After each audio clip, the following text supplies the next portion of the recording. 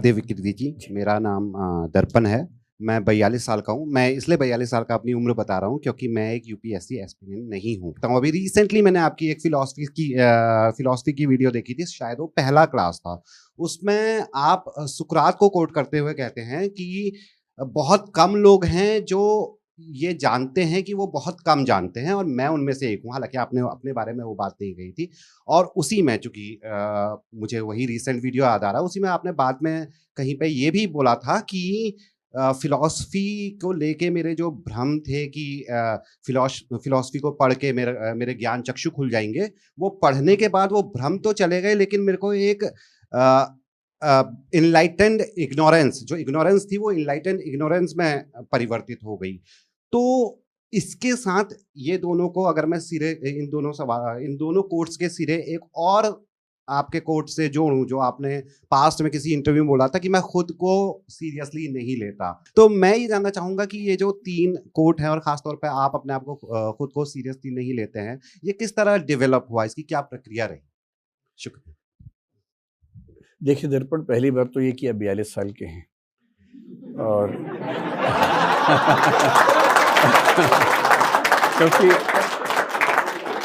क्योंकि आपने खुद ये बात बहुत जोर शोर से बताई, मैं इसलिए कह रहा हूँ। और मैं तो 49 साल का हूँ, आपसे भी 7 साल बड़ा हूँ। लेकिन मेरा मानना है कि इसको लेके बहुत सीरियस नहीं रहना है। जो लोग 42 के नहीं है, कुछ साल 42 के वो भी हो जाएंगे, ऐसा क्या है। उम्र तो एक पड़ाव है, रहता है। और 42 के हैं तो यूपीएससी आप नहीं दे सकते, पर भारत के राष्ट्रपति बन सकते हैं आप। तो ये सोच के खुश हो जाइए कि आपके पास तो राष्ट्रपति बनने का चांस भी है। दूसरी बात आपने ये कही कि फिलॉसफी के आपने कुछ वीडियोस देखे और सुकरात कहते हैं कि बहुत कम लोग जानते हैं कि वो बहुत कम जानते हैं। एकदम सही बात है। दर्शन पढ़ने से पहले मुझे लगता था कि सारे प्रश्नों के उत्तर मिलेंगे, और जो मिला वो ये कि किसी प्रश्न का उत्तर मिल ही नहीं सकता, किसी को भी नहीं मिल सकता, तो मुझे भी नहीं मिल सकता। तो मैं मानता हूं कि इग्नोरेंस पहले भी थी, आज भी है, लेकिन अब एनलाइटेंड है। अब मुझे कोई किसी दार्शनिक का नाम बोल के डरा नहीं सकता, क्योंकि मैंने शायद उसको पढ़ा है, नहीं तो पढ़ सकता हूं। ये फायदा होता है फिलॉसफी का। और आपका जो मूल प्रश्न है कि मैंने कहीं कहा कि मैं खुद को बहुत सीरियसली नहीं लेता, ये बात ठीक है। और मेरा ख्याल है कि फिलॉसफी पढ़ने के बाद वैसे भी किसी को खुद को बहुत सीरियसली लेना भी नहीं चाहिए। क्यों नहीं लेना चाहिए? क्योंकि आपने पढ़ाई कर ली है। पढ़ाई करने से पहले हम एक खास माइंडसेट में होते हैं, इसको ईगोसेंट्रिक अप्रोच कहते हैं लाइफ को लेकर। ये छोटे बच्चों पे शोभा देती है। 3 साल, 4 साल, 5 साल के बच्चे मनोविज्ञान की भाषा में बोलते हैं कि वो ईगोसेंट्रिक स्टेट ऑफ माइंड में है। इसका एक बड़ा सिंपल एग्जाम्पल आपको देकर समझाता हूँ। जब मैं 4वीं-5वीं क्लास में था, एक बार हमारे पड़ोस के घर के अंकल ने अपने घर से मुझे, दीवारें छोटी होती थी उस जमाने में छोटे शहर में, मुझे बोले कि बेटा कल का पेपर दे सकते हो? मैंने कहा हाँ अंकल। मुझे बड़ी खुशी हुई। तो कल मेरे जो पेपर हुआ था क्लास में, मैं क्वेश्चन पेपर लेके उनको दे आया। तो उन्होंने बताया कि बेटे मैं न्यूज़पेपर मांग रहा था। अब मुझे समझ में आता है कि ऐसा क्यों हुआ। क्योंकि छोटा बच्चा दुनिया के सेंटर में खुद को रखता है। ईगो सेंट्रिक होने का यही मतलब है कि दुनिया के केंद्र में मैं हूं। ये मुझसे कल का पेपर मांग रहे हैं, यानी इनको पता है कल मेरा टेस्ट हुआ है। पता होना ही चाहिए। ये भी नहीं पता तो फिर क्या जानते हैं। और मेरा क्वेश्चन पेपर मांगना चाह रहे हैं, यानी जीके बढ़ाना चाह रहे हैं अपनी, बढ़ानी चाहिए। तो मैंने वो पेपर दिया। मैं सोच भी नहीं पाया कि न्यूज़पेपर मांग रहे हैं। ये छोटे बच्चों का लक्षण है। और दुनिया के अधिकांश मनुष्य उम्र से बड़े होते हैं, पर छोटे ही बच्चे रह जाते हैं। सिगमंड फ्रॉइड ने एक बड़ी गहरी बात कही थी कि जब बच्चा पैदा होता है, वो देखता है कि घर में उसका पिता बहुत ताकतवर है। ये क्रिश्चियनिटी के बारे में कह रहे हैं वो बेसिकली। जब भी बच्चे के मन में कोई सवाल आता है, वो पूछता है अपने घर में किसी से, किसी को नहीं पता तो सब लोग घर के मुखिया को देखते हैं कि वो जवाब देगा। और वो आमतौर पर जवाब दे भी देता है, बेशक झूठे जवाब दे, पर दे देता है। जैसे बच्चे ने पूछा कि खरबूजे के अंदर चीनी किसने डाली, मीठा कैसे हो गया। अब बाप को नहीं पता बायोलॉजिकल प्रोसेस कैसे कैसे होता है कोशिकाओं में, तो उसने कहा जब तुम सो रहे थे भगवान जी आए थे, चीनी डाल के गए थे। वाहियात उत्तर है। पर उस बच्चे को ये भरोसा हो जाता है कि इसको ये भी पता है। जब मैं सो रहा था ये जाग के देख रहा था कि भगवान जी चीनी डाल रहे हैं। तो बच्चे को धीरे धीरे लगता है कि भाई मेरा बाप जो है ना बड़ी गजब की चीज है। इसको हर सवाल का जवाब पता है, और ताकत तो ऐसी, कोई चू नहीं बोल पाता इसके सामने। घर में खूब डिबेट होगी, अंत में ये जो वाक्य बोल देगा फाइनल हो जाएगा। तो उसके मन में आता है कि मेरे घर के अंदर एक सत्ता है जो सर्वशक्तिमान है और सर्वज्ञ है, ओमनीपोटेंट, ओमनिशिएंट। फिर आगे चलकर उसको समझ में आने लगता है कि ये दुनिया रैंडम है और इस बात की गारंटी नहीं है कि भगवान ने बनाई हो। उसको आगे चलकर ये भी समझ में आने लगता है कि मेरे पिता सर्वज्ञ नहीं है, सर्वशक्तिमान नहीं है। हर घर में वैसे वैसे सर्वज्ञ घूम रहे हैं, तो मेरे पिता सर्वज्ञ नहीं है। इस झटके को वो झेल नहीं पाता और तब बड़ा बेचैन होता है।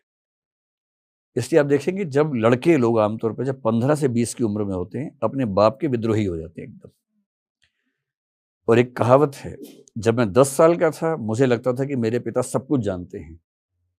जब मैं 20 का हुआ मुझे समझ में आया कि मेरे पिता कुछ नहीं जानते हैं। आज मैं 30 का हूं, मुझे लगता है कि वो सच में काफी जानते थे, क्योंकि जब मैं 30 का होता हूं तो मेरा बच्चा 4 साल का होता है और वो मुझसे पूछता है खरबूजा मीठा कैसे हुआ। और तब मैं घूम फिर के वही कहानियां सुनानी शुरू करता हूं जिन कहानियों के विरोध में मैं विद्रोही हो गया था। तो जब समझ में आता है कि पिता उतने ज्ञाता नहीं है, तो फ्रॉइड ने कहा कि इसका मतलब है कि आपको अपनी जिंदगी अपने बलबूते जीनी है। इतना कॉन्फिडेंस सब में नहीं होता, और जब कॉन्फिडेंस नहीं होता तो वो एक और बाप की तलाश करते हैं। और क्रिश्चियनिटी में फादर का मतलब होता है ईश्वर। इसलिए यहूदी और इस्लाम धर्म की तुलना में तीसरा सेमेटिक धर्म क्रिश्चियनिटी ईश्वर को पिता कहता है, फादर कहता है। ओल्ड टेस्टामेंट में ईश्वर को फादर एक बार भी नहीं कहा गया है। न्यू टेस्टामेंट में 300 बार कहा गया है, क्योंकि न्यू टेस्टामेंट ईसा मसीह की टीचिंग से बना हुआ है और वो फादर कहते हैं। और फ्रॉइड ने कहा क्योंकि इंसान इस बात के लिए तैयार नहीं है कि वो बिना किसी गॉडफादर के, गॉडफादर है देखिए, बिना किसी गॉडफादर के खुद अपनी जिंदगी को झेल सके, इसलिए उसे ढूंढना पड़ता है एक ऐसा पिता।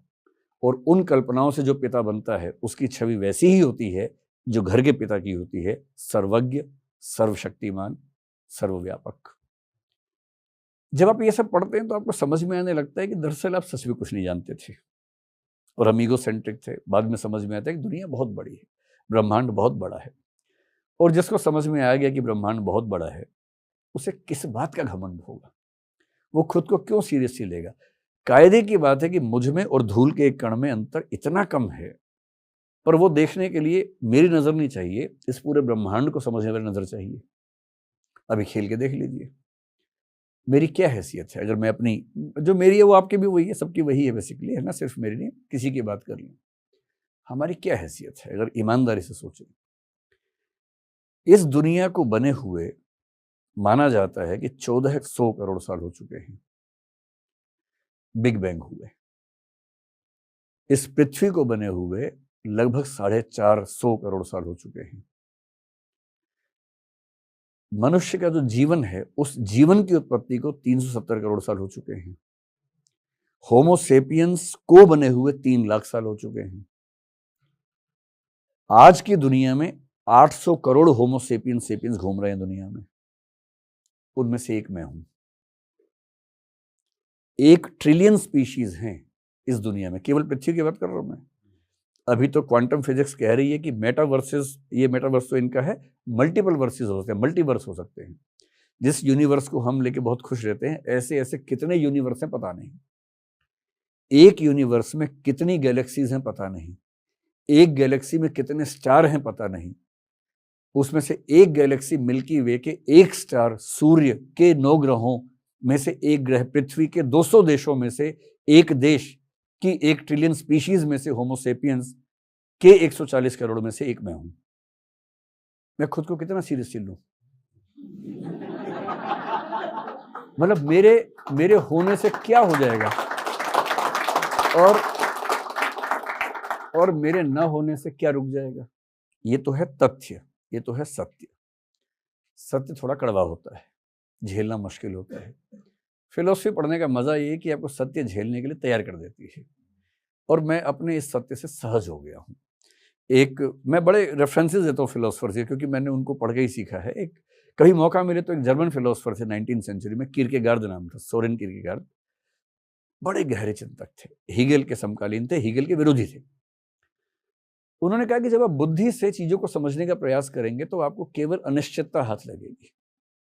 जैसे ईश्वर है या नहीं है, आप कितना भी तर्क लगा लीजिए, कोई निश्चित उत्तर नहीं मिलने वाला, कितना भी दिमाग लगा लीजिए। ये अनिश्चितताएं आपको बेचैन कर देंगी, विह्वल कर देंगी, और लंबे समय तक बेचैन रहने के बाद आपको अपने अंदर से एक उत्तर मिल जाएगा, और वो उत्तर फैक्चुअली करेक्ट हो या ना हो, वो आपकी अंडरस्टैंडिंग के लिए, सुकून के लिए पर्याप्त उत्तर होगा। इस प्रोसेस में जब मुझे पहली बार पता लगा कि मेरी कोई हैसियत है नहीं, क्योंकि मैं भी जब 20-22 की उम्र में था, मुझे लगता था कि मतलब दुनिया के इतिहास में 2 ही चरण हैं, एक मुझसे पहले, एक मेरे बाद, मैं सेंटर में हूँ, ऐसा कॉन्फिडेंस रहता ही था, सच में रहता था। मैं कविताएं ऐसी लिखता था गंदी गंदी उस समय, जो मतलब इस भाव में थी, मेरा वर्तमान भविष्य में इतिहास बनेगा, ऐसा मैं लिखता था। मुझे लगता था कि मैं पता नहीं क्या चीज हूं। पढ़ने के बाद समझ में आया कि दरअसल मुझ में और मच्छर में खास अंतर नहीं है। ऑल आउट जलने से वो मर जाता है, यूनियन कार्बाइड में फैलाव हो जा रहा है इसका, तो मैं मर जाता हूं, इतना ही मामला है। तो क्या फर्क पड़ता है? इसलिए खुद को बहुत सीरियसली नहीं लेना। सीरियसली का मतलब ये नहीं सोचना कि मैं बहुत बड़ी तोप हूं, बस ये समझना है कि मैं बहुत छोटा हूं, लेकिन छोटेपन में खुश रहना है। आपको तो क्योंकि कविताओं का शौक है, आपने अच्छे कवियों का नाम बोला, ये कविता आपको सुनाता हूँ। 1950s-60s में एक कंसेप्ट चला डीह्यूमनाइजेशन का, सार्त्र से प्रभावित होकर लोगों को ये रियलाइज होने लगा कि हम बहुत छोटे हैं, हमारी कोई हैसियत नहीं है, लघु मानववाद कहते हैं इसको। तो उन्होंने कहा कि लघु हो तो भी तो बढ़िया जिंदगी जी सकते हो। उस समय कई लोग बहुत निराशा में लिख रहे थे। एक प्रभाकर माचवे तो क्या लिख गए, घूंट घूंट साइनाइड पीता हूं। और ऐसे सर्वेश्वर ने कुछ लिखा जिसका भाव ये कि मैं कुछ नहीं हूं और खुद को दिलासे देता हूं कि मैं बहुत बड़ी चीज हूं, तो घूंट घूंट साइनाइड पीता हूं, किसी घिसे सोल के फटे हुए जूते का टूटा हुआ फीता हूं। ऐसी कविताएं लोग लिखते थे उस समय, निराशा से भरी हुई। वाजपेयी ने बड़ी अच्छी बात कही, अरे भाई हम छोटे हैं तो क्या हुआ, उसमें भी तो खुश रह सकते हैं। और तब उन्होंने लिखा, हम छोटे लोग चाहे अनदेखे अनचिन्हे बीत जाएं, कोई तो देखेगा हमारी मुट्ठियों में गुलमोहर के फूल थे, कोई तो चिन्हेगा हमारे होठों पर कविताएं थी। इसी में खुश है। हाय सर, मेरा नाम कुंदन है। कुंदन जी जी। मेरा सवाल ये, मैंने एक्चुअली आपका एक इंटरव्यू देखा था, उसमें आपने कहा कि आपकी सफलता के पीछे तुक्के हैं। तो वो ऐसे कौन से तुक्के हैं जिनको आप कहते हैं कि जिसकी वजह से आप सफल हुए, या ऐसा कहने के पीछे क्या विचार था आपका?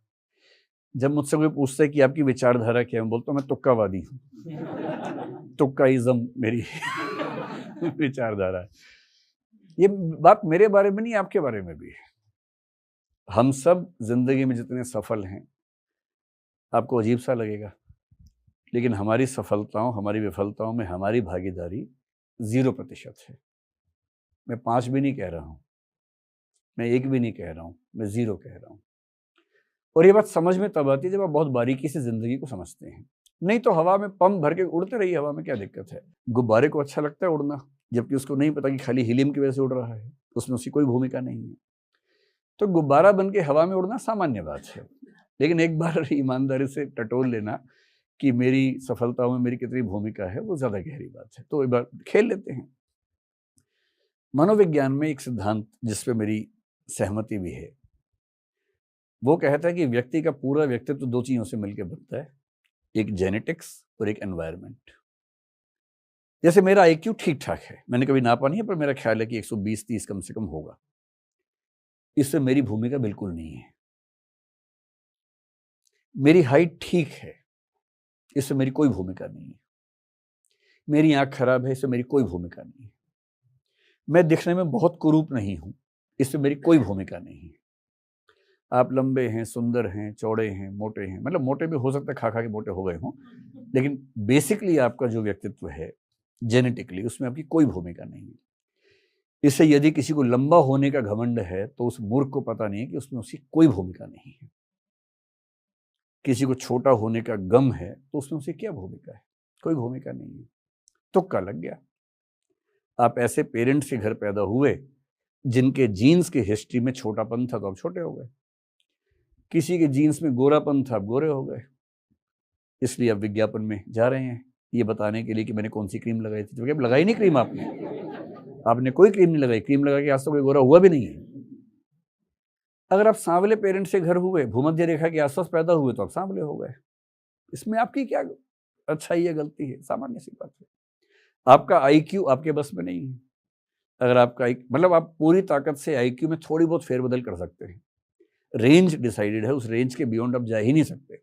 मैं अमेरिका का राष्ट्रपति नहीं बन सकता क्योंकि वहां संविधान में लिखा है कि जो वहां जन्म से नागरिकों का भी बन सकता है। मैं कैसे जन्म लूं वहां जाके? दूसरा तुक्का क्या है? एनवायरमेंट। आप जिस घर में पैदा हुए उस घर में आपके माता पिता की पढ़ाई लिखाई का स्तर क्या था, उनकी समझदारी का स्तर क्या था, आपको पड़ोस कैसा मिला, रिश्तेदार कैसे मिले, स्कूल कैसा मिला, कॉलेज कैसा मिला, टीचर्स कैसे मिले, ये सब मिलके आपका व्यक्तित्व डिफाइन करते हैं और इनमें से एक भी चीज आप तय नहीं करते। तो आप या मैं क्या हैं?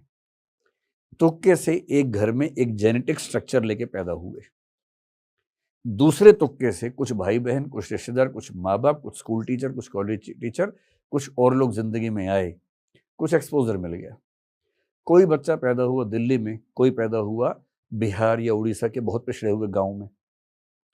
अब उस गांव में पैदा होने वाला बच्चा सामान्यतः दिल्ली के बच्चे से आगे नहीं निकल पाएगा। आप हुए उच्च जाति, उच्च कुल में, कोई हुआ दलित समाज में, ऊपर से महिला के रूप में हुआ, उसे जिंदगी में परिस्थितियां ही नहीं मिली।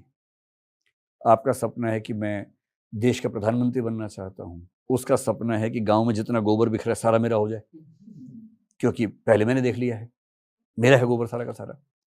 सपनों में कितना अंतर है। इलॉन मस्क इतना सफल आदमी है, मैं कल्पना करता हूं अगर वो बुरुंडी में पैदा होता तो बन के दिखा देता, बन के दिखा दे भाई। अगर इतना ही आपका व्यक्तित्व महान है तो बन के दिखा दीजिए। इलॉन मस्क अमेरिका में ही पैदा हो सकता है।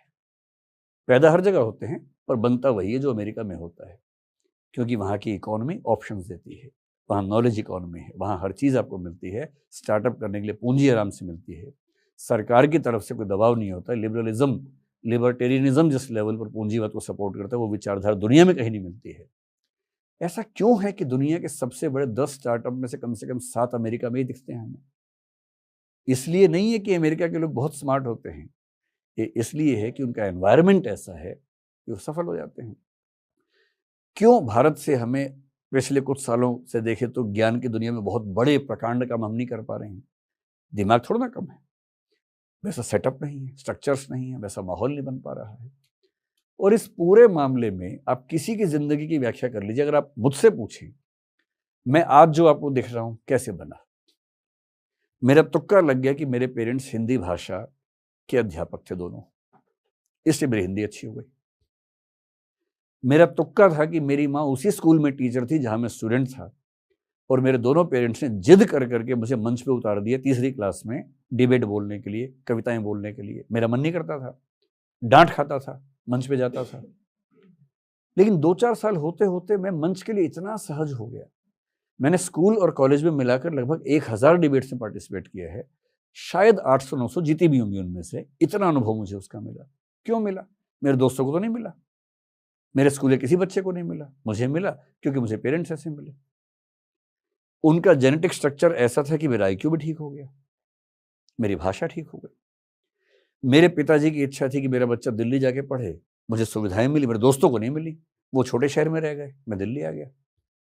मुझे दिल्ली विश्वविद्यालय का माहौल मिला, उस माहौल में मैंने बहुत कुछ सीखा, क्योंकि विश्वविद्यालय अच्छा कैसे बनता है? विद्यार्थियों से बनता है। मुझे ऐसे विद्यार्थी मिले। फिर उस माहौल ने मुझे सिखाया कि यूपीएससी देना चाहिए एग्जाम। तब तो मेरा पढ़ने में शौक नहीं था। मैंने यूपीएससी के लिए पहली बार, क्योंकि ऑप्शन लेना पड़ता है, सोशियोलॉजी लिया। उस विषय को पढ़ के मुझे लगा कि पढ़ाई की दुनिया इतनी सुंदर है। संयोग से सोशियोलॉजी में नंबर नहीं आए, तुक्का ऐसा हुआ, तो मैंने विषय बदला, एंथ्रोपोलॉजी लिया कुछ महीने के लिए। फिर लगा कि हिंदी में नहीं संभल पाएगा, वो छोड़ के फिलोसफी लिया। फिलोसफी मैंने क्यों पढ़ा? मेरी मजबूरी थी, यूपीएससी के लिए पढ़ना था। और फिलोसफी पढ़ के मुझे मजा आ गया, लिटरेचर पढ़ के मजा आया। बाद में जनरल स्टडीज में संविधान पढ़ा, फिर यूपीएससी में मैं टीचर बना, सिलेबस चेंज हुआ, मैंने एथिक्स पढ़ा, साइकोलॉजी पढ़ा, पॉलिटिकल साइंस पढ़ा। और ये सब क्यों पढ़ा? क्योंकि तुक्के से ऐसी स्थितियां बनती गई कि मुझे पढ़ना पड़ा। और ये सब पढ़ते पढ़ते मैंने पाया कि मुझे चीज़ें समझ में आने लग गई हैं। और जब चीज़ें समझ में आने लग गई तो कोविड आ गया। कोविड आ गया तो मुझे यूट्यूब पे आना पड़ा। यूट्यूब पे आया तो लाखों करोड़ों लोग उसको देखने लग गए, जो मुझे उम्मीद नहीं थी। देखने लग गए तो पहचानने लग गए। उन्होंने पहचाना तो अपने यहाँ बुला लिया। तो मेरा यहाँ होना भी तुक्का ही है। तो इस रूप में देखें तो हमारी ज़िंदगी में, हमारी अचीवमेंट्स में हमारी भूमिका अंततः 0% है। इस बात को जितना जल्दी समझ लें उतना अच्छा है, वरना हवा में उड़ने से कोई फायदा है नहीं। लेकिन इससे निराश नहीं होना है। कबीरदास के स्तर पे जाके सोचना है, मेरा मुझ में कुछ नहीं, जो कुछ है सो तोर। वो ईश्वर से कह रहे हैं, तेरा तुझको सौंपते क्या लागत है मोर। सब ईश्वर का है, मेरा कुछ नहीं है। आधुनिक कवि की भाषा में आपको शायद अच्छा लगे कविता की बात सुनने में, अरुण कमल एक कवि हुए हैं, कितनी गहरी बात कह गए हैं। अपना क्या है इस जीवन में सब तो लिया उधार, अपना क्या है इस जीवन में सब तो लिया उधार, सारा लोहा उन लोगों का अपनी केवल धार। केवल धार मेरी है, लोहा सारा समाज का है। सब कुछ समाज से मिलता है। और इसीलिए महात्मा गांधी हों, कार्ल मार्क्स हों, कॉर्डवेल हों, ये सब कहते हैं कि व्यक्ति का व्यक्तित्व पूरी तरह से समाज का एक बाई प्रोडक्ट है, उसमें उसकी कोई भागीदारी नहीं है। व्यक्तिवादी लोग नहीं मानते, जैसे रसेल नहीं मानते हैं, लेकिन एक बहुत फेमस डिबेट है, रसेल और कॉर्डवेल की डिबेट कहते हैं उस पॉलिटिकल फिलोसफी में। कॉर्डवेल ने साबित किया रसेल को, बर्ट्रैंड रसेल को, कि रसेल, अगर तुम किसी कारपेंटर के बेटे होते तो हम मैथमेटिशियन रसेल को ना जानते, हम एक महान कारपेंटर रसेल को जानते हैं, क्योंकि तुम्हारा मैथमेटिशियन होना भी तुम्हारी परिस्थितियों से पैदा हुआ है, ना कि तुम्हारे व्यक्तित्व से हुआ है। और ये बात सही भी है, इसको कैसे खारिज कर सकते हैं। इसलिए निराश हो, विफल हो तो ज़्यादा परेशान मत होइए, इसमें आपकी भूमिका बहुत कम है।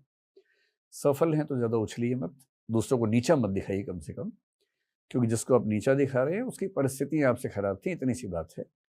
शादी ब्याह में जब कोई वेटर मिले उससे गंदे से बात मत कीजिए, क्योंकि चांस की बात है कि आप यहाँ हैं, वो वहाँ है। हो सकता था कि आप वहाँ होते, वो यहाँ होता, सिर्फ चांस की बात है। इसी को फिलोसफी में नियतिवाद कह देते हैं, डिटर्मिनिज्म कहते हैं। मैं उसके समर्थन में बात नहीं कर रहा हूँ, लेकिन मैं सिर्फ इतना कह रहा हूँ कि घमंड से बचना चाहिए। कोई वजह नहीं है कि हम घमंड करें या कर सके। जी नमस्ते सर, मेरा नाम शिवांगी है। पर अपने सवाल पर सीधा जाने के पहले मेरी कुछ व्यक्तिगत भावनाएं हैं जो हम यहाँ पर व्यक्त करना चाहते हैं। पहली बात तो जोश टॉक्स के उस आइकॉनिक मंच पर आपको देखकर एक बॉलीवुड का गाना याद आ रहा है कि आप आ गए हैं, नूर आ गया है। क्या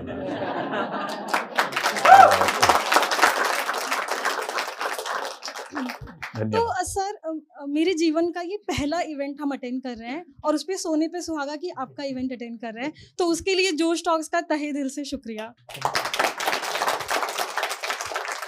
तो सर, अभी कुछ दिनों पहले ना हमने YouTube पर आपकी एक वीडियो देखी, जिसके अगर हम गलत नहीं है तो बिल्कुल शुरुआत में आपने बात करी थी कि लाइफ में प्रैक्टिकलिटी और इमोशंस को बैलेंस करके आप चलने की बात कर रहे थे। तो मेरा सवाल यहाँ पर ये है कि इसके पीछे, इस कॉन्सेप्ट के पीछे आपका क्या पर्सनल एक्सपीरियंस रहा है? मैं देखिए मध्यमार्गी आदमी हूँ। बुद्ध ने जो रास्ता सुझाया, अरस्तु ने जो रास्ता सुझाया, मैं उस रास्ते पे चलने वाला आदमी हूँ। मुझे लगता है कोई भी अति जो है वो ठीक नहीं है जीवन में। इमोशंस की अति हो या प्रैक्टिकल होने की अति हो, दोनों खराब हैं। जब हम बहुत इमोशनल होते हैं, इमोशनल स्टेट की सबसे बड़ी बात यह है कि वो बहुत क्षणभंगुर होती है, कुछ सेकंड्स के लिए, कुछ मिनट्स के लिए होती है। तो अगर आप बहुत इमोशनल हैं, इंटेंस इमोशंस आपके अंदर हैं और आपने उसमें कोई फैसला कर लिया है, तो तय मान के चलिए कि कुछ दिनों के बाद रिग्रेट आप करेंगे ही करेंगे, क्योंकि वो फैसला एक खास मेंटल स्टेट में हुआ और वो मेंटल स्टेट कुछ मिनट के बाद रहेगी नहीं, और आपने उसी में कमिटमेंट कर दी किसी को, उसी में घोषणा कर दी कुछ, और बाद में आप जिंदगी भर उस चीज को ढोते रहे क्योंकि आपने घोषणा कर दी थी। इसलिए इमोशंस पर कंट्रोल इतना रहे कि इमोशंस आपके ऊपर चढ़कर हावी ना हो जाएं, इमोशंस आपको मजबूर ना कर दें कि आपको कब कहाँ क्या बोलना है। मैं मजाक में एक बात कहता हूँ कि यदि कोई मुझे गुस्सा दिलाना चाहे तो मैं उससे बोलता हूँ कि तेरे चाहने से गुस्सा नहीं करूँगा, जब मेरा मन करेगा तब करूँगा। तुम चढ़ाओ मुझे, दिलाओ गुस्सा, करूँगा ही नहीं गुस्सा, मैं ले नहीं रहा तुम्हारे इनपुट को। जब मेरा मन करेगा गुस्सा तब करेंगे। इमोशंस में इतना कंट्रोल मेरा भी नहीं है, लेकिन हाँ, अगर इतना कंट्रोल हो तो ज़िंदगी बड़ी शानदार हो जाती है। ये भी सही है कि बिना इमोशनल हुए आप खुश हो नहीं सकते। खुश होने का बेसिक मतलब क्या है? 4 हार्मोन्स का बहना। उन 4 हार्मोन्स को बहने को बोलते हैं खुश होना। खुश होना केमिस्ट्री में, बायोकेमिस्ट्री में 4 हार्मोन्स का बहना है, उसका और कोई मतलब नहीं होता, इतना ही मतलब होता है। और मज़ा उसी में आता है जब वो 4 हार्मोन्स बहते हैं।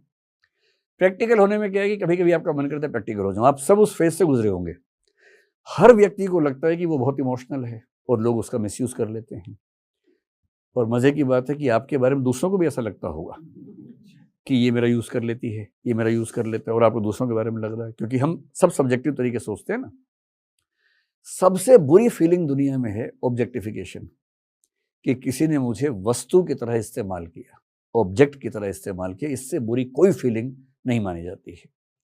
जैसे कोई आपसे प्यार मोहब्बत की बात करे, बाद में धोखा दे दे, आपको लगता है कि मुझे यूज़ किया गया, मुझे एक ऑब्जेक्ट बनाया गया, ये फीलिंग बहुत बुरी फीलिंग मानी जाती है। बहुत प्रैक्टिकल होने पे कई बार मन करता है कि हम दूसरों को ऑब्जेक्ट की तरह यूज़ कर लें। कई ऐसे खिलाड़ी हैं जो 6-6, 7-7 अफेयर्स एक ही समय में चला रहे होते हैं। बहुत प्रैक्टिकल लोग हैं वो।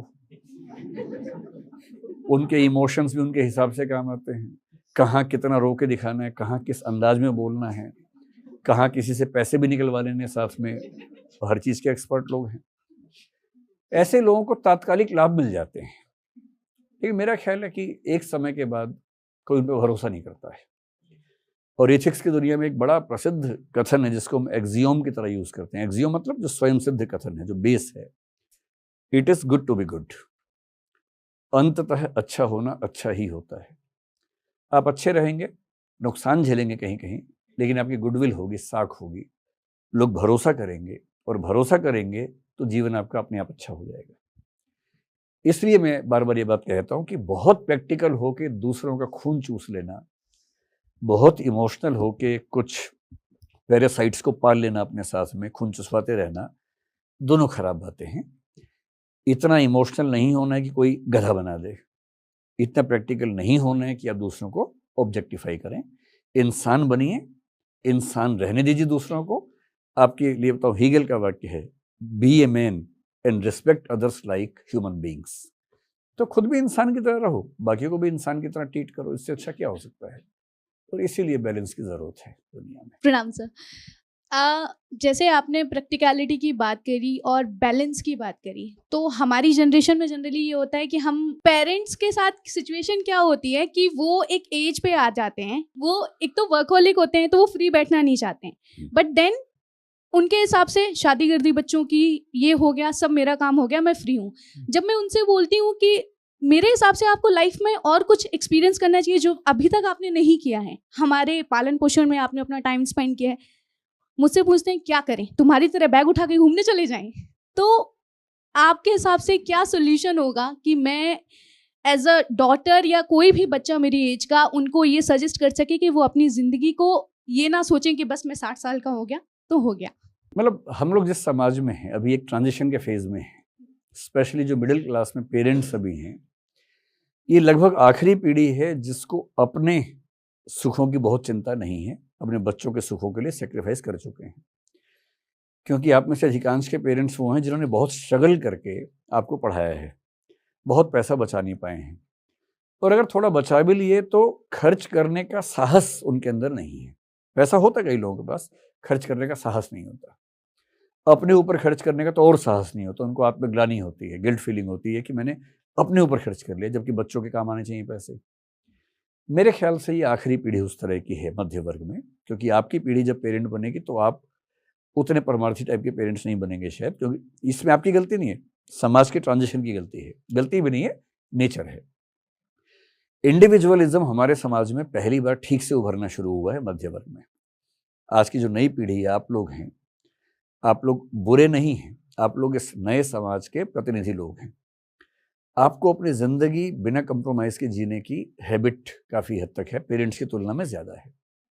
वो ड्रेसिंग सेंस से लेकर ज़िंदगी के फैसलों में हर जगह दिखती है। लड़कियों का अपने घर में आज़ादी मांगना अपने भाई के बराबर इसमें भी दिखता है। ये कहना कि मैं शादी नहीं करूँगी या नहीं करूँगा, और काफ़ी दूर तक इस बात को निभा पाना। ये कहते तो हर पीढ़ी है, लेकिन पिछली पीढ़ी बोलती थी 12 साल में कि शादी नहीं करेंगे, 18 में शादी हो जाती थी। आपकी पीढ़ी 18 में कहती शादी नहीं करेंगे, 30 में हो जाती है शादी, लेकिन 30 साल तक विवाह नहीं करेंगे। और आपकी पीढ़ी में क्योंकि विवाह बहुत लेट हो रहे हैं, एक्सपोजर बहुत ज़्यादा है, बड़े शहरों में आप रहते हैं, दोस्ती का एक्सपोजर बहुत ज़्यादा है, तो स्वाभाविक सी बात है कि वो सामाजिक ढांचा चल नहीं पाता जो आपके पेरेंट्स के समय में चलता था। इसलिए इश्क भी होता है, ब्रेकअप भी होता है, सामान्य बातें हो गई हैं। ये बड़े शहरों के युवाओं के बीच में सामान्य बातें हैं। विवाह की बहुत ज़रूरत भी आपकी पीढ़ी फील नहीं करती है, क्योंकि आपको लगता है कि क्यों किसी एक व्यक्ति को ज़िंदगी भर ढोएं, क्यों अपनी आज़ादी कम करें। आपको बेसिकली रूममेट की ज़रूरत है, ना कि पति या पत्नी की ज़रूरत है, और इसलिए आपको लगता है कि मैं क्यों अपनी आज़ादी से कंप्रोमाइज़ करूँ। लिबरलिज्म ये पूरा विचार है, और लिबरलिज्म में इंडिविजुअल लिबर्टी का विचार सबसे केंद्र में रहता है। इसलिए आज की पीढ़ी को लगता है कि लिबर्टी का कंप्रोमाइज़ कभी नहीं करेंगे, और विवाह, परिवार लिबर्टी के बहुत गंभीर कंप्रोमाइज़ से बनने वाली संरचनाएं हैं। आपके पेरेंट्स ये बात चाह के भी नहीं समझ पाएंगे, लेकिन ये भी है कि अगर एक बार उनको टेस्ट लग गया तो उसकी वैल्यू समझ जाएंगे। आप उनसे कोशिश करके एक आध बार बाहर घुमाइए।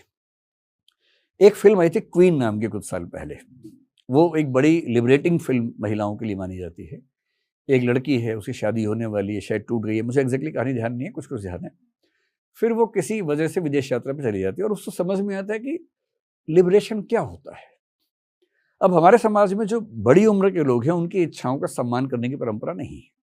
उनकी भी तो इच्छाएं हो सकती हैं, सामान्य इच्छाएं हो सकती हैं। Life in A metro film में एक सीन है जिसमें दो बूढ़े व्यक्ति एक दूसरे को प्रेम करते हैं।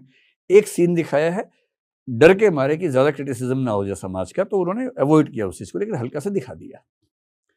अभी पिछले सप्ताह एक फिल्म आई है, थाई मसाज नाम की फिल्म आई है। फिल्म के नाम पे मत जाइए, फिल्म बहुत ही शानदार फिल्म है। उस फिल्म के जो हीरो हैं मेरे बड़े अच्छे दोस्त हैं, उन्होंने मुझे खुद फ़ोन करके कहा कि ये फिल्म आप देखिए, बताइए कैसी है। मैं भी उनको बता नहीं पाया हूँ, आज बताऊंगा। मैंने कल ही वो फिल्म देखी।